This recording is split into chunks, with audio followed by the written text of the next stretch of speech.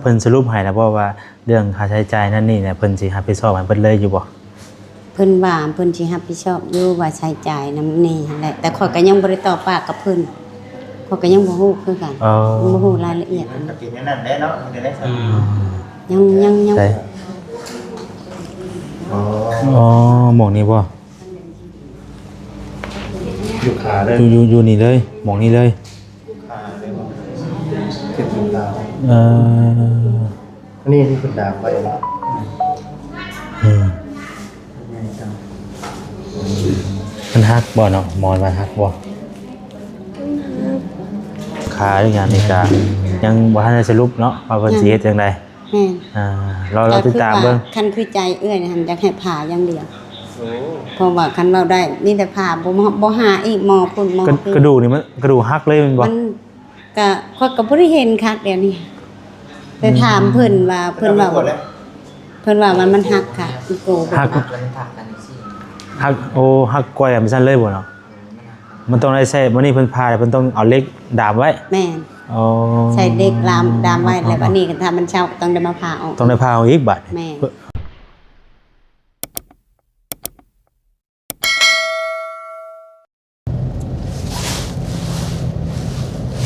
สบายดีเด้อสบายดีพ่อแม่พี่น้องเบิดสุขูสู่คนพี่น้องเอ้ยพ่อกับซองบ่แสนอีกแล้วเนาะตอนนี้ก็อยู่ในรถพี่น้องเอ้ยพอดีมาสั่งกับข้าวพี่น้องเอ้ยเนาะสั่งข้าวสิไปเยี่ยมน้องแต่พี่น้องเอ้ยเมื่อเช้านี้เพิ่นก็โทรมาอยู่เนาะถามข่าวพ่อแม่พี่น้อง FC ก็คือสิฮู้กันอยู่เนาะเพราะว่าเมื่อคืนนี้ก็เห็นหลายๆช่องทางเพิ่นเอาลงพี่น้องเอ้ยเนาะทางน้องแต่เพิ่นเกิดอุบัติเหตุพี่น้องเอ้ยเนาะแบบกระทันหันพี่น้องเอ้ยว่าเพราะว่าเมื่อวานนี้ก็คุยกันกับน้องเพิ่นอยู่ทางน้องแต่ก็ได้เนาะเพิ่นมาเฮ็ดบุญให้แม่เนาะเฮ็ดบุญแต่ได้บาปพี่น้องเพิ่นก็ได้เนาะทางน้องแต่เพิ่นเกิดอุบัติเหตุรถชนขาหักว่าซั่นโอ้ยเนาะมาเฮ็ดบุญเฮ็ดทานให้แม่บัดเจ้าของได้รับเคราะห์พี่น้องเอ้ยเนาะจักสิว่าในใดตัวนี้ก็ได้เนาะเฮาก็ยังบ่ฮู้เรื่องราวรายละเอียดปานใดมีแต่ว่าเดี๋ยวสิไปเยี่ยมน้องเพิ่นก่อนเนาะเมื่อเช้านี้เพิ่นโทรมาว่าทางหมอเพิ่นน่ะว่าสิเอาเข้ากวดก่อนว่าซั่นสิเอาเข้ากวดแล้วก็ถ้าว่าบ่มีโรคแทรกซ้อนหรือว่าบ่มีความดันบ่มีเบาหวานบ่มีไขมันจังซี่นะแต่จะให้ทางน้องเพิ่นอดข้าวแล้วก็จึงสิได้ผ่าตัดจังซี่นะพี่น้องเอ้ยเนาะเพราะว่าในกรณีถ้าว่ามีความดันมีเบาหวานเพิ่นจะบ่สามารถผ่าตัดแล้วก็ใส่ดามเด็กได้นะพี่น้องเอ้ยเนาะอันนี้คือทางมื้อเช้านี้เนาะที่ว่าทางน้องเพิ่นโทรมาทางบ่แสนก็ถามข่าวเพิ่นแล้วในแล้วพี่น้องเอ้ยก็เลยว่าเอ้าฉันเดี๋ยวสิไปเยี่ยมไปยามเพิ่นก่อนเนาะไปเป็นกำลังใจให้เพิ่นก่อนพี่น้องเอ้ยสิได้ยามเจ็บเป็นสิก็ไปเยี่ยมไปยามกันพี่น้องเอ้ยเนาะพอมีกำลังใจว่าซั่นซะเนาะถึงเฮาสิซอยหยังบ่ได้หลายก็ไปให้เห็นหน้าเห็นตาก็มีกำลังใจพี่น้องเอ้ยเนาะเบิ่งกันยามนี้แหละพี่น้องเอ้ยเดี๋ยวสิไปเยี่ยมไปยามเพิ่นเด้อพี่น้องเด้อเนาะก็ทางบ่จิตแน่สิเข้าไปมื้อนี้ก็สิเข้าไปถามไทยเพิ่นก่อนก็บ่ฮู้ว่าเข้าไปแล้วก็สิถ่ายคลิปได้สะดวกหรือบ่หรือว่าจังใดพี่น้องเอ้ยกับเมื่อคืนนี้ก็คือได้ยินว่าทางเสาใดเพิ่นอยู่นำทอดแจ้งเลยพี่น้องเอ้ยเนาะอยู่นำน้องแต่เพิ่นนั่นแหละกับผัวกับแฟนเพิ่นเนาะกับแฟนน้องแต่เพิ่นก็อยู่นํกันนั่นแหละพี่น้องเอ้ยก็เพิ่นก็เล่าเหตุการณ์ให้ฟังหลายอย่างเติบอยู่เนาะก็เดี๋ยวสิไปถามไทยเพิ่นเพิ่มเติมอีกพี่น้องเอ้ยแต่ว่าเรื่องค่าใช้จ่ายหรือว่ารับผิดชอบอีหยังต่างๆก็60บ่60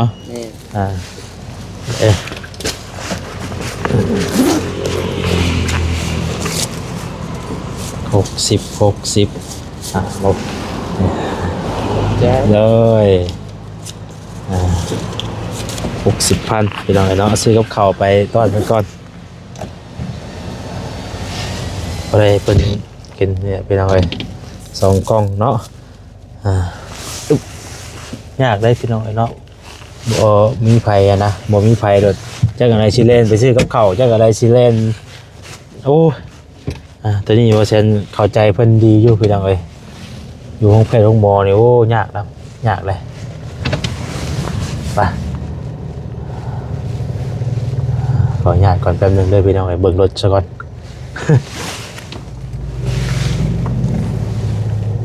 ได้บ่เฮ้ยเนาะ จัดอีกคนหนึงกัน โอ้เสียวได้พี่น้องเยี่ยมพยายามมันก้อนพี่น้องเลย อันนี้ได้บ่ ฮะ หมออะไรบอก ไปได้ของหมอกลุ่มอยู่พุ่นหมอร้อยเก้าอันนี้ อ๋อ หมอร้อยเก้าพี่น้องเลยเยี่ยมของเพิ่นก่อนเป็นจังใดอันคือว่าเพิ่นกวดเบิ่งมื้อนี้น่ะบ่มีโรคแทรกซ้อนหยังนะเพิ่นสิเข้าเอาไปดามเด็กอะไรนั่นนะก็ได้คุยกับทางสาวใดเพิ่นอยู่เมื่อเช้านี้ก็เพิ่นว่าขาหักพี่น้องเอ้ยเนาะขาหักหม่องกกขาเลยเด้บ่แม่นแข้งบ่แม่นแข้งหักเลยพี่น้อง รถ เอ้ย ต้องกลับ นี่น่ะยังบ่ทันได้ฮู้คักว่า เป็นรถยังเนาะ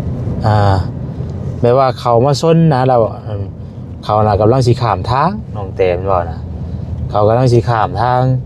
เฮาน่ะไปตรงแล้วเขาแบบขับยาวไปยิงไปเลยจี้ไปจักแหละ จ้ากันเด้อ แบบพอดีกำลังฮักเลี้ยวเลยนะกำลังสิกลับทางเลี้ยวกลับแหละพอดีจังว่ากับเฮาไปตรงอยู่แต่ว่ามันจังว่าเขาที่รถเสียนะแล้วมันบ่เห็นอาจจะบ่เห็นแน่นจักแหละเนาะจังว่าที่เฮาเลี้ยวบางเทื่อก็บ่เห็นได้บางเทื่อก็บ่เห็นกับรถบางเทื่อแต่บางเทื่อมันแบบว่าคือเฮาเบิ่งรถเฉยๆเฮาเบิ่งนี่บางจังว่าว่าบ่มีแต่ว่าเฮาแบบใจเองกันโน่นที่นะก็เคยพ่ออยู่จากลักษณะไปที่แต่ว่าพอดีกำมั่งกันแบบผู้พับโดยเฉยนะโอ้เทื่อมันก็บ่เห็นแต่ว่าเพิ่นก็สิไปเบิ่งเพิ่นว่าเพิ่นสิไปเบิ่งกล้องวงจรว่าซั่นนะสิไปเบิ่งกล้องวงจรก่อนว่าซั่น แล้วก็พิจารณาเนาะ บัดนี้คันว่าต่างคนต่างแบบว่านั่นน่ะคือว่าเพิ่นอยากให้เสียคนละครึ่งสิแหละอันนี้ตามที่ว่าเพิ่นเล่ามาแล้วกับทั้งสาวไร่เพิ่นก็เล่ามาสู่ฟังในเมื่อเช้านี่พอได้คุยกับเพิ่นน่ะประมาณ10 ปลายนาทีเพิ่นโทรมาเมื่อเช้านี่นะก็ว่าสิเว้าไปได้นะพี่น้องเอ้ยเนาะคือตอนนี้ก็ทางในบ้านนะยังเพิ่นก็กำลังไปเคลียร์อยู่ไปเคลียร์ไปเคลียร์แล้วก็กับมันไปให้ตำรวจพร้อมแน่เนาะตำรวจไปว่าไปคุยกันแน่กับอันว่าผู้กรณีก็ค่อนข้างจะคุยกันยากแน่สินะบ่ค่อยอยากเข้าใจกันไปได้มันก็เติมนึงอยู่นั่นแหละตามที่ว่าเพิ่นเว้านะพี่น้องเอ้ยเนาะแบบว่าใครเคียงคือลักษณะแบบว่าบ่อยากรับผิดชอบสินะโดยประมาณนี้มันก็เลยให้เว้ากันยากนิดนึงแต่ว่าก็บ่เป็นหยังดอกพี่น้องเนาะเพิ่นมันก็มีโต้เถียงกันธรรมดาเนาะแต่ว่าก็สังเกตเพราะว่ามีแต่ติดตามเบิ่งมื้อนี้แหละก็เพิ่นก็ว่าสิรับผิดชอบอยู่นั่นแหละเนาะแต่ว่าหากคือนี่ว่าคนละครึ่งว่าซั่นนะเพิ่นก็สิไปเบิ่งกล้องวงจรก่อน9ชั่วโมงเกิดอุบัติเหตุอยู่แก้งแฮดนี่เด้หน้าปั๊มปตทนี่อยู่หั่นเลย ใช่หรอป้อมนั่น ใครจะมีกล้องอยู่หั่นน่ะ กล้องอะไรอยู่ อยู่หั่นมีกล้องอยู่หั่นน่ะเอาบ่มีกล้องนี่โอ้ยสิว่าได้แหละพี่น้องเอ้ย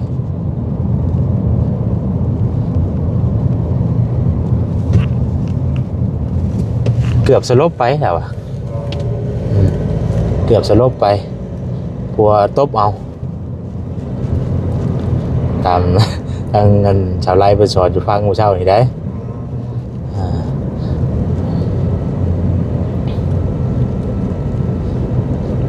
ตบเอาแปลว่าผู้จักว่าขาเจ้าของฮักโดน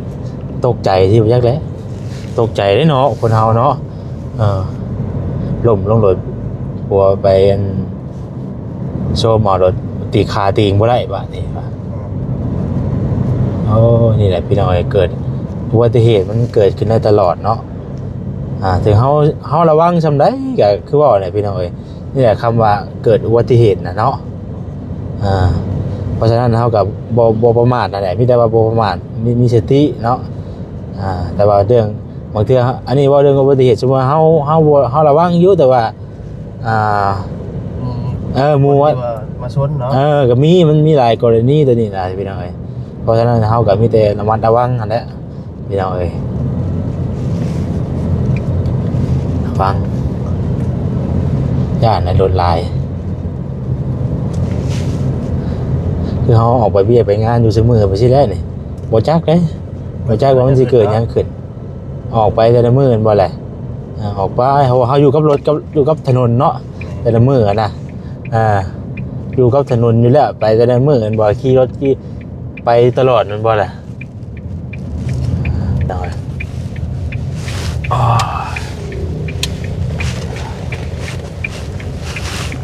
ใช่จังว่าเฮาเรียกใช่ได้บางทีเฮาเปิดอยู่แต่เดียวแต่ว่าขับบ่ห้วยเฮาเติมเดี๋ยวนี้เผื่อเอาเนาะใช่พอจิอยู่ไหนวะเป็นชนเลย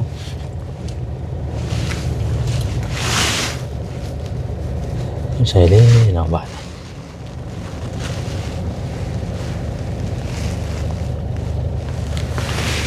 จอดนี่บ่จอดตรงนี้เนาะจอดเขาจะย่างไปหาถามเราจิตก่อนว่าจะคุณป่ะโอ้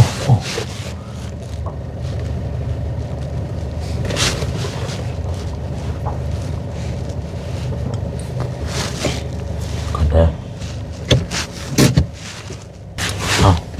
เป็นมาโบแมนได้พี่น้องเนาะถอยรถอีกก่อนหน่อยนึง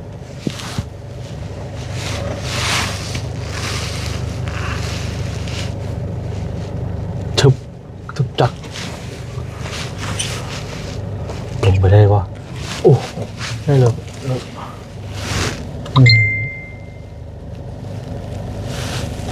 รถลายเนาะ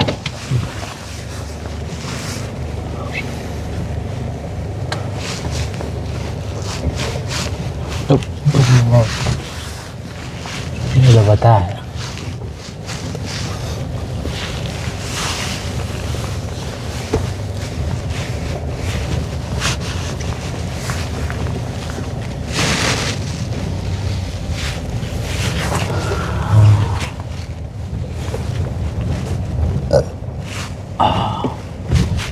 กะน้ำหนาว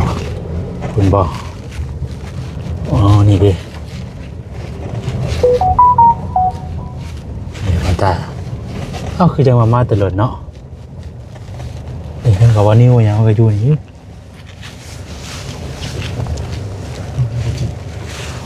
เนาะ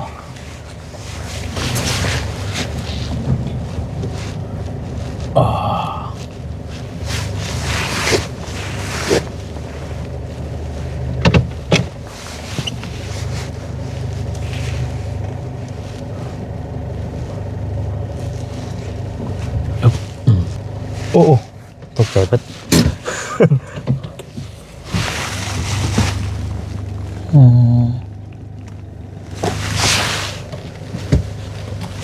ตีป่ะลงโดยตุ๊บป่ะจะไปพี่น้อยสบายดีทางวันนิวก็จะมาฮอดบ่ โดยกำลังมาฮอดเป็นจังใดโน่ทางน้องแต่จะหาแต่ฮอดอยู่กันครับกำลังฮอดบ่แต่มาเยี่ยมน้องเพิ่นก่อนแบบเป็นจังใดเพิ่นอยู่ห้องใดวันนี้อยู่เชิงนี้บ่ได้ไหมสบายดีเด้อสบายดีหวานเนาะ2-3กล้องแบบวางเลยเนาะวางลงสิก่อนน่ะวางลงพื้นแล้วก็จะป้าเลยป้าทิมลงเลยกับสบายดีเก็บเอาไว้เลย เอาไปในเพิ่นก็ได้ เดินไปเลยนี่มาไปเดินขับไปแล้ว ใช่เนาะ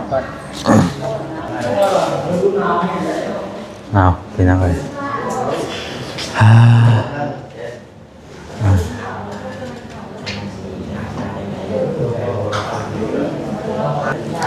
าเป็นจังไดเนาะสบายดีเด้อ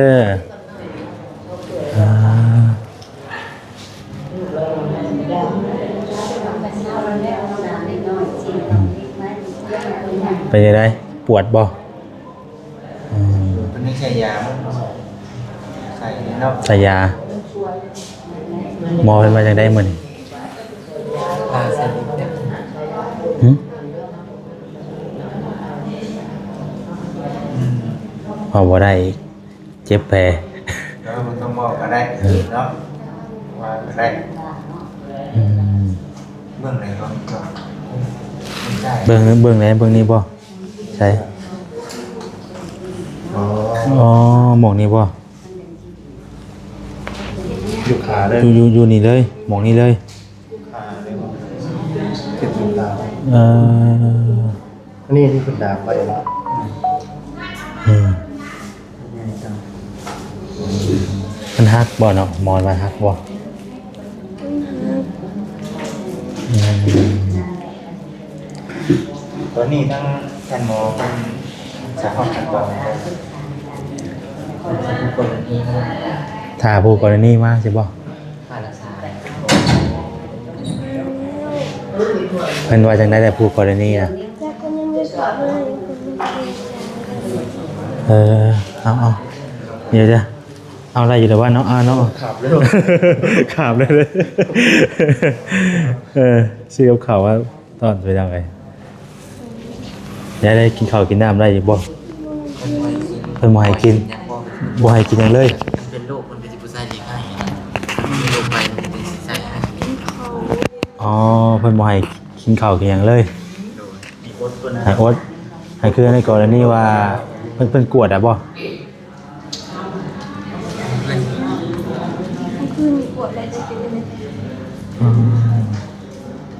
ไปส่งน้องตุ๊กบอกรักษาไปนี่ตอนไปส่งว่าตอนไปส่งนะรักษาไปเลย ดังการส่งน้องตุ๊กมาแล้วโดยไม่เหตุ ทั้งตุ่มว่าพระเจ้ามาตุ่มว่า เพราะพระเจ้าโจทย์ก็ทางนี้นะปัญหาเล่นมาซื้อเลยมันก็บริษัทปัญหาทั้งวัวรถจักรมันกินเยอะเนี่ยอยู่ทั้งหลังเรื่องนี้นั่นมันพุ่งใช่มันตามเนี้ยนะ พระเจ้าแล้วประเทศยังบ่ เจ้าก็ไปนํกันบ่อ๋อเป็นผู้ขับบ่เจ้าอ่าร ก้นเนาะ รถใหญ่บ่รถกระบะนี่บ่ คันซีบ้านเนาะคันซีมัน กับบ้าน เพิ่นกับมาพี่คือกันบ่อ๋อ เฮงนี้เนาะเป็นหมอเฮงนี้เหมือน รถมันเอาไปรถมันรถ พระเจ้าใช่ รถเขานั้นยืนไปส่ง บัดมาพวกหมอนี่พระเจ้ามาส่งเลยไหม เลยเนาะ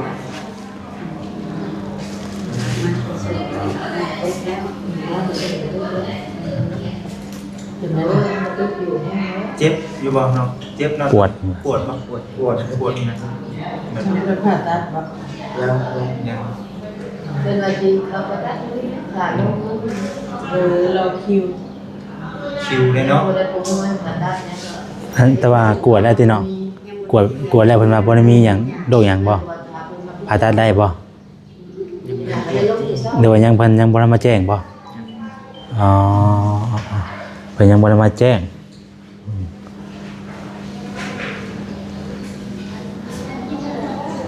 แต่เป็นเส้นเกือกเนาะเป็นแบบเป็นเกือกก่อน ได้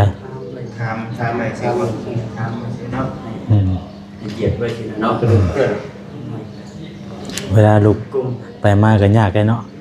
บ่ได้ลุกเลยบ่แต่ว่าย่างบ่ได้เลยอ่า ลูกมากกว่า เพิ่นว่ากระดูกหักว่าซั่น เปิดเอาลงมาได้ ไปได้บ่ เดี๋ยวตามประมาณนั้น โอเคนั่นเนาะ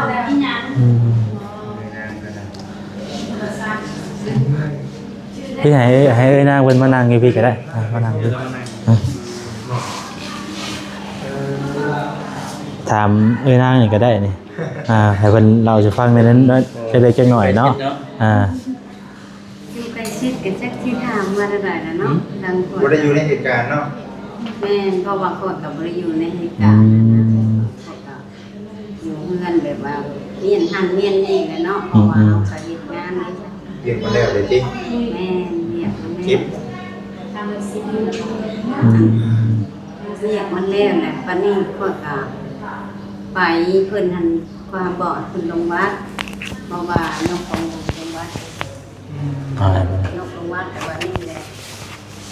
บอกว่าลูกเอ้ยว่าอันไปจับอันนั้นเลยเด้อว่าไปจับกองบุญน้ำแม่เจ้าเด้อว่าคันที่เจ้าเป็นลูกมันจังได้เขาก็เลยบอกแบบซี่แล้วลูกก็ไปคอยไปเยี่ยมพี่น้องอีกนะแบบพี่น้องเพิ่นก็บ่สบายไปคอยก็ไปเยี่ยมก็เดี๋ยวมัน3 โมงแล้วเนาะ3 โมงบัดนี้คอยมาแต่พูดน่ะ5 โมง5 โมงครึ่งนี่แหละมาประถามน้ำลูกสาวล่ะว่าละอันแต่ไปใช้เฮาเห็นหันขี่รถจักรไปกับผัวแล้วแล้วก็มีน้องกระตุกนำบ่บ่แม่นไปส่งอันตุกบ่ว่าละแล้วบอกไปสิเอาก็เอารถไผไปเขาก็เลยถามบ่จักแม่ทำไมเขายืมเอาบ่ว่าจักว่ารถประมาณว่านะลูกเว้าลูกคอยเว้าจบหน่อยหนึ่งพอดีขอเข้าไปในเฮือนพอดี6 โมงก็กลัวนั่นแหละจักนาทีเขาก็บ่ได้เบิ่ง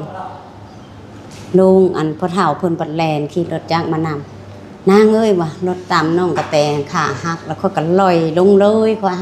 ไปก็บ่ได้ไปตามอยู่ชายเขาว่าวันอยู่ชายเดี๋ยวนี้ค่ะเขาเอาไปหาหมอแล้วว่าผู้ตามเอาไปแล้วฮอดห้องหมอแล้วยังก็หันไปบ่ได้แล้วลุงเอ้ยกลางคืนบ่ก็ขับรถไปบ่ได้เพราะว่ารถจักรเขาก็ตามมาบ่เห็นหุ้งเขาว่าก็กะหากะมาเศร้า นี่แหละชวนเฮาล่ะบ่ใครจะพามาหมอพี่พามาหมอพี่น่ะอ๋อเพิ่นก็พามาพี่เลย แม่น ว่าเนาะ ทุกกรณีเพิ่นถือว่าหมอเพิ่นก็บอกว่าให้เพิ่นมาอะไรจังซี่ให้แลนเรื่องใช้จ่ายแล้วเพิ่นก็เสียค่าไปผ่าตัด มานี่นะเพิ่นสรุปให้นะว่าเรื่องค่าใช้จ่ายนั่นนี่เนี่ยเพิ่นสิรับผิดชอบให้เพิ่นเลยอยู่บ่ เพิ่นว่าเพิ่นสิรับผิดชอบอยู่ว่าใช้จ่ายนำนี่หั่นแหละแต่ข้อยก็ยังบ่ได้ตอบปากกับเพิ่นข้อยก็ยังบ่ฮู้คือกันบ่ฮู้รายละเอียด ก็กินนั่นแหละเนาะเดี๋ยวได้สั่ง ยังบ่ฮู้รายละเอียดเพราะว่าข้อยก็ถามเพิ่นมานี่แหละเพิ่นก็โทรมาหาบ่าวตาเพิ่นก็บอกว่าสิมาคุยภายในสิเป็นคนอันนั้นบ่าวตาก็เลยบอกว่ามีทางอันนางแล้วก็มีทางป้าเพิ่นเพราะว่าข้อยก็หากะมาแล้วข้อยก็โทรหาผู้ใหญ่บ้านเพราะว่าเฮาก็มันก็บ่ชุดขาดเนาะก็คือว่ามันก็เป็นคนนับถือชื่อนะบ่าวจิตท่านว่าเฮานี่เป็นป้าแต่แท้ใช่เฮาก็ตัดชิ้นงานนะมันก็ต้องคุยกันกับป้าเพิ่นกับแม่เฒ่าเพิ่นอีก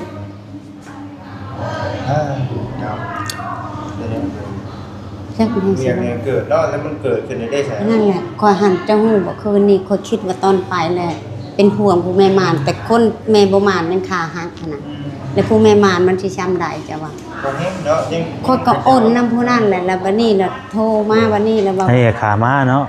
ขามาว่ะ ครับเราส่งลงตุ๊ก แม่นคันว่าค่าไปหั่นจักสิแม่นหยังได้พอก็ได้โอ้ บอกเลยเนาะ เพราะว่าน้องตุ๊กเพิ่นประท้องเพิ่น7 เดือนเนาะเพิ่นเป็นนางกลางบัดเพิ่นเป็นนาง สอนกัน3คนไปเลย ทั้งหน้าปากกระชอบข้าวอีกบัดนี้เอ้าจ้ะว่าข้อยจนก็หันเมื่อยลงมายังว่าข้อยย่างบ่ได้เลยก็ได้ยินข่าวเพราะว่ากะแม่นอยู่อันนี้ก็คิดอยู่แต่ห่วงผู้มีท้องหลายกว่าบ่ฮู้ว่ามันสิเป็นแนวใด ว่าเป็นแบบนี้เนาะ นั่นแหละมันนี่เป็นว่าค่าฮักแหละผู้นั้นมันสิ แห้ ใช่ งได้คนท้องเนาะ แม่น ในกรณีตัวนั้น แล้วก็โทรบัดนี้โทรหาลูกอีกให้คนทางเฮือนชาวเทืองโทรเลยถามมาค่าไปหรือค่ามาให้ผู้วันเพชรถามแต่เพิ่นว่าค่ามาเขาก็โล่งใจน้อยๆนึงเพราะว่าค่ามามันวิทย์แล้วน้องกระตุกกระถาแต่ว่าคือผู้กรณีเขียนี่แหละนี่ ก็เบิ่งเป็นจังไดเนาะ ก็ยังคล้ายแต่ว่าเพิ่นบ่ไปเลยไปหยังเนาะแต่ว่าเพิ่นหนีไปเลยเนาะโอ้ย แต่ว่ายังดีอยู่ได้ ฮะ ก็ยังดีอยู่ได้ บ่ เพราะว่ารถเพิ่นเอามาเองเลยเพิ่นแก่มาเลย ทำแบบนี้ก็มันก็คือทางแบบหลายๆคนก็สิบ่โจมตี คือในกรณีเพิ่นไปเลยเนาะโอ้ คันถือผู้มันบ่ดีเนาะเฮาเว้าไปตรงๆเลยเขาตำแล้วเข้าไปเลยกันแล้ว นี่เพิ่นก็ยังแบบยังมาพามาส่งหมอเนาะ แม่นเพิ่นก็ยังเต้นยังแหลนนำเฮาก็ดีมกดีใจ อัน นำ นี้ เพิ่น เฮาก็บ่ได้โทษเพิ่นเด้ บ่เพราะว่า มันอุบัติเหตุเนาะเกิดอุบัติเหตุมันก็บ่มีผู้ใดอยากให้เป็นมันบ่แหละเพิ่นก็บ่อยากชนเฮาอยู่แล้วเพิ่นนะเนาะมันเพิ่นสิอยากมาชนเฮาเนาะ แบบนี้ ว่าส่วนเรื่องนี้นี่โอ้อันนี้คนด่าเลย แม่นแม่น อันนี้ก็เพิ่นยังว่าพาเฮามาห้องหมอแล้วก็มาคุยกันบัดนี้เนาะจังไดก็ค่อยคุยกันมันบ่ล่ะ เรื่องมันเกิดเนาะ เนาะเฮามีแต่ว่าให้ทางน้องเพิ่นแข็งแรงไว้ดีซาไว้เนาะเรื่องค่าเรื่องหยังนี่ก็ยังบ่ทันได้สรุปเนาะว่าเพิ่นสิเฮ็ดจังได๋ แม่น เราติดตามเบิ่ง คันคือใจเอื้อยหั่นอยากให้ผ่าอย่างเดียว โอ้ เพราะว่าคันเว้าได้มีแต่ผ่าบ่หาอีกหมอพุ่นหมอก ระดูกนี่มันกระดูกหักเลยแม่นบ่ มันก็ข้อยก็บ่ได้เห็นคักเดี๋ยวนี้ไปถามเพิ่นว่าเพิ่นว่ามันหักค่ะมันโก หัก มันทับกันสิ หักโอ้หักก้อยมันซั่นเลยบ่เนาะมันต้องได้ใช้มื้อนี้เพิ่นพาเพิ่นต้องเอาเหล็กดามไว้ แม่น อ๋อ ใส่เด็กดามไว้แล้วบัดนี้ก็ถ้ามันเช้าต้องได้มาผ่าออก ต้องได้พาเอาอีกบัด แม่ อ๋อ แต่มันมีโอกาสหายเนาะ แม่น มีโอกาสหาย แม่น สามมันของกระดูกมันจอดกัน อ๋อ เนาะ แม่นคนใน เพราะ บ้าน เพิ่นต้องให้อัน มันแข็งหักเพิ่นก็ยังไปใส่แบบ อ๋อ นี้เพิ่นก็ย่างได้แล้วเด้ อ๋อ อันนี้ก็เฮาก็ใส่นั่นแล้วก็ผ่าอีกแล้วก็ อืม คือว่ามันดีเฮาก็มาผ่าออก คนหูใจน้ำน้องคนเลยเดี๋ยวนี้เนาะ มาในบุญแม่ว่าเกิดเรื่องไม่ดีขึ้น เฮ็ดบุญปัดชำวา แต่ว่าแล้วเบิ่นแล้วบ่อันเรื่องบุญเรื่องศีลนะเคลียร์แล้วบ่ได้วันนี้ไปส่งน้องบัดนี้ตอนแรกน่ะพระสิพากันกลับมื้อใดกันว่าแล้วบุญเรื่องศีลเด้อนี่หรือว่า จะมีเป็นวันเมื่อมื้ออื่นแต่มื้อนี้บอกจะได้กับบ่ฟังนั่นมันผู้มันเป็นอย่างมันมีแต่อย่างเมื่อต้องเป็นจะส่งก่อน น้องตุ๊กของเราน้องตุ๊กมา อันน้องตุ๊กเองบ่อย่างเมืองก็เรียกว่าจุมใจจากเมื่อส่งเพิ่นคือว่าแม่บอกแล้วว่าให้อยู่ก่อนว่าเพิ่นก็รับปากว่าอยู่ว่าน้องตุ๊กอันเว้ากับแม่แล้ว อยู่ซะจะทุกเงินถึงเงินโซเวียตกันก่อนเมียนเดือนเมียนชาเป็นโอ้มาอย่างคนเลยจำเป็นต้องมาส่งเพิ่น ตุ๊กคนอยากเนื้อเนาะ แบบว่าห้ามบ่ได้แม่ก็ยังบ่ฮู้คักคิดว่าน้องแต่หันอยากมาส่งเพิ่นแบบว่าก็คือเฮาฮู้เองนั่นแหละว่ามันเป็นแนวใด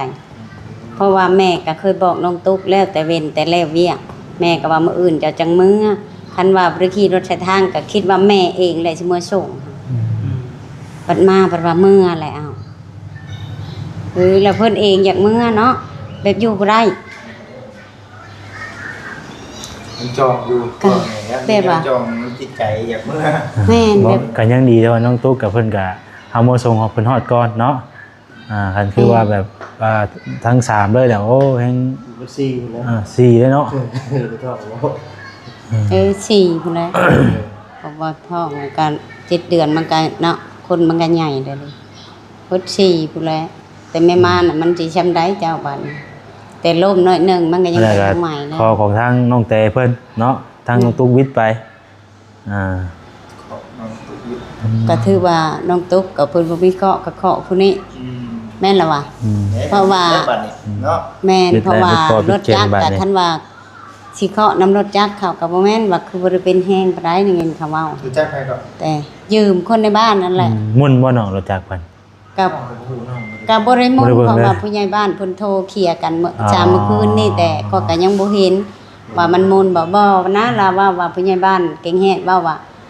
มันอันโกบมันแตกน้อยนึงบ่กับหยังปกติค่อยมาคิดว่าค่าฮักในรถมันต้องบ่อยู่แล้ว เนาะ แต่อันนี้ก็บ่ฮู้ว่าลุงเป็นไดถ้ามันมาตอนลุงนี่เป็นไดก็รถบ่มาต่ำเลย เห็นบ่กล้องวงจรว่าเพิ่น เพิ่นนั่น ตั้งหน้าชีวิตตามเลยมีเฮาตกลงนะเฮาไปยังรถนั่ง เออ เรื่องอะไรเนี่ย น้องคิดว่าแม่นหยังที่ที่เฮ็ดให้อันนี้ การชนขนาดรถเรา กันชนบ่ อ๋อมีกระชนบ่เนาะ ยันมันแดกกับขาเนี่ย อ๋ เนาะ อกระแทกกับรถเลย เพราะว่าน้องกระแตนตกแต่รถ ตรงแล้ว โอ้จุพอจังหักเนาะ ชน แล้วนี่เป็นว่าไปนำรถแล้ววิทย์ไปผู้นั้นประตกออกแต่รถนี่แหละผู้ชนท้ายมันบ่มีบนจับอยู่แล้วเนาะบ่จิตมันต้องกระเด็นออกอยู่แล้วตามมาทางเดียวกันบนรถ ก็ จะมาจะ จอดทางเมื่อนี้นะเพิ่นก็บ่เดินไปวันนี้เฮาก็มาซื้อเลย เออ มันทั้งวานวิทย์แล้วเฮาว่าแล้วทั้งท้ายยังเพิ่นพุ่งมามันก็ติดตาม โอ้แบบว่าลักษณะเพิ่นจะเรียบไปแบบซี่เนาะแล้วพอดีมันต่ำกับท้ายเลย ตั้งวัดแง่ๆคือ อืมโนโด บาดนี้เนาะทางแฟนหมอเพิ่นสิมาเยี่ยมเบิ่งนำบ่บัด สิมาตรวจแต่บอกกัน มีแต่ฉันแล้วจ้ะมาเยี่ยมเบิ่งมีอาการจังสีนั่นไหมพี่น้องเอ้ย นี่ได้สิให้ทั้งน้องบ่ได้ซื้อน้ำซื้อในเด้อน้องเด้อนั่นน่ะ น้องปัง ใช่ เด้อซื้อน้ำซื้อในบอกกันนี่แหละเดี๋ยวเพิ่นว่า น้องเอาเดี๋ยวเป็น บ่ทันได้ออกหรือว่าทางบุญเนาะเพิ่นยังบ่ได้ว่าให้ออกบ่ได้เนาะ ยังบ่ฮู้ง่ายๆดอกอันนี้บ่จิตมันก็ยังบ่ง่ายดอก อ่ะเนาะไว้ซื้อในอยู่ในกินเด้อ ก็ใช่เดี๋ยวเพิ่นหมอเพิ่นมาได้เด้อน้องเด้อมา ไปเด้อเด้อเดี๋ยวมีอะไรเดี๋ยวจะมาเยี่ยมใหม่เด้อเช้าไว้เด้อน้องเด้อ เอาไว้เด้อน้องเด้อ วันเดี๋ยวจะมาเยี่ยมใหม่เพราะว่านี่ก็บ่ได้ไปว่านี่ก็ ว่านี่ก็บ่ได้ไปพากันขึ้นไปทางมุกชนผู้เมืองบุญก็เอาให้น้องเพิ่นนั่นแหละเมื่อวานนี่ไปเอาแล้วบ่ ยังบ่ได้ ยังบ่ เอาเช้าไว้เด้อโอเคพี่น้องเอ้ยเนาะสำหรับคลิปนี้ก็ทางว่าแสนจะขอตัวอำลาไปก่อนเนาะอยู่ดีมีแห้งเบิดสุขสู่คนพี่น้องเอ้ยคือว่าแล้วเนาะเรื่องเกิดอุบัติเหตุก็บ่มีผู้ใดอยากให้เกิดหรอกพี่น้องเนาะแต่ว่ามันก็เกิดไปแล้ว คือทางผู้กรณีเพิ่นก็บ่ได้เจตนาเนาะหรือว่าตั้งใจส่วนดอกเพราะว่าเพิ่นก็คือว่าแล้วมันเกิดอุบัติเหตุพี่น้องไอ้เพิ่นมันเป็นไปแล้วก็เนาะมีแต่ว่าคุยกันว่าซั่นซะเนาะเอาอยู่ดีมีแฮงบ่สุขสุคนผิดพลาดประการใดก็ขอโทษขออภัยหลายๆพี่น้องเอ้ยเนาะสบายดีเด้อพี่น้องเด้อ